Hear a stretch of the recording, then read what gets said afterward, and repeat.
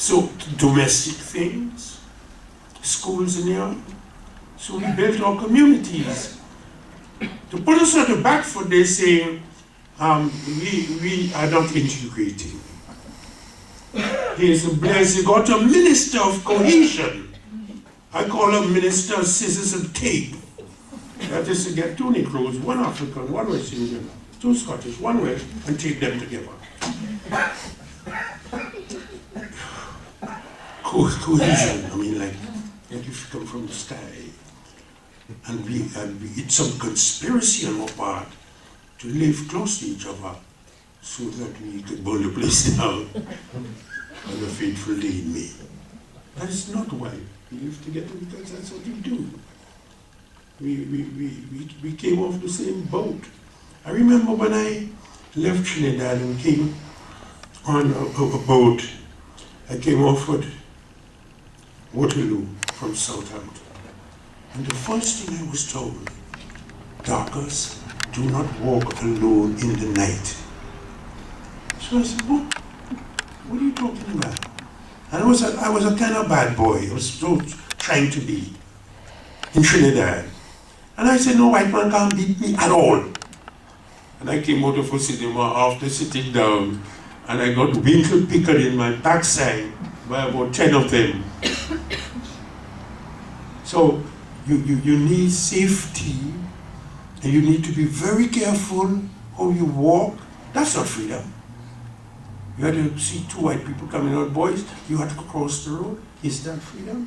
Is that what they call Britishness? Because that's how I experienced the place. We went together in a crowd. Otherwise, you get kicked to death. And Stephen Lawrence is not here because he was walking alone with another fool who ran away. Walker is not here. The young man, Anthony Walker is his name?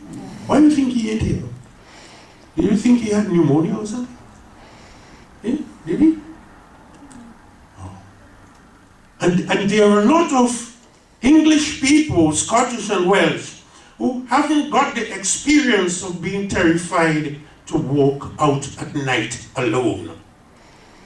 And you know, we didn't complain to the Home Office or anything. We just lived together and started to walk around in 5s and 6s. So that what you see about our ways and attitudes, it was formed by the hostility that we got here. And up to this day, some old employers say we were the finest workers you could meet.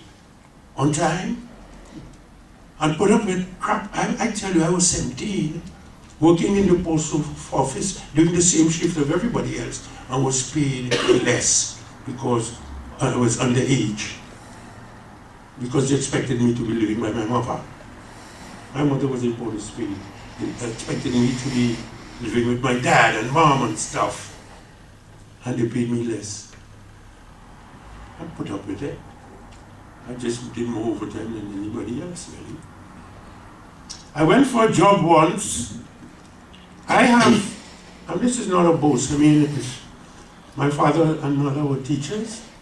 He was a priest, so to have 3 A levels in French, Latin, and Spanish was quite what he was sent to school to do. You may think that I was a genius. A lot of white people thought I was a genius, but I was no genius. I was translating Atala by Chateaubriand when I was 14. And we took that as norm. The most you might have somebody say, you see that Darcus Howe, he's very bright, you know. But nothing more than that. You got no privileges for it. And I came into a country that talked consistently about freedom, where you could walk in the night because of the color of your skin. That is Backfoot. When I stepped off the boat, I was on my back foot, and until the riots of the 80s. Now, it's not all over. It will come again with greater ferocity. I hope a generation turns, because we are in election, and every dirty politician raises the question of immigration. never mind how long you have lived in this country, ask just the immigrants, I say it's me they're talking about. Because nobody goes around with a list and says, how long have you been here? I was in here before some people talking about immigrants were born. Clegg says, your next Prime Minister maybe, that he will send immigrants far away, I suppose in the Scottish Highlands. He's supposed to save the Red Square. I mean, this is really getting funny. It's really getting... Cameron says, power to the people. I almost fell off my seat. Because one of the greatest movements in modern history is the fall of the Berlin Wall. Thatcher didn't do it. No political leader. It was people. And so it was power to the people. If Cameron ever saw that in England, he will take off and go into a hiding somewhere in Africa.